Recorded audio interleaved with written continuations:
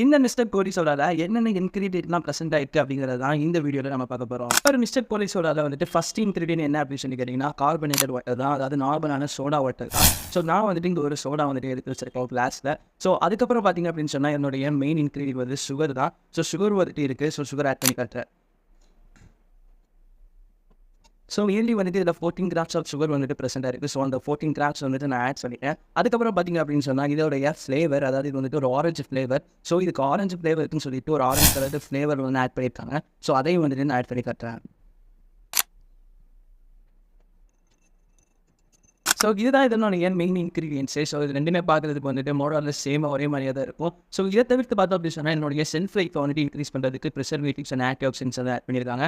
அதை தவிர்த்து வேறு எதுவுமே இதில் வந்துட்டு கிடையாது அப்படின்னு தான் சொல்லி ஆகணும். ஸோ இந்த ஒரு ப்ராடக்டோடைய ரேட் எவ்வளோன்னு பார்த்தீங்க அப்படின்னு சொன்னால் ₹35 வந்துட்டு சேல் பண்ணுறாங்க. இந்த ₹35 இது ஒர்த்தான ப்ராடக்ட் அப்படின்னு கேட்டிங்கன்னா கண்டிப்பாக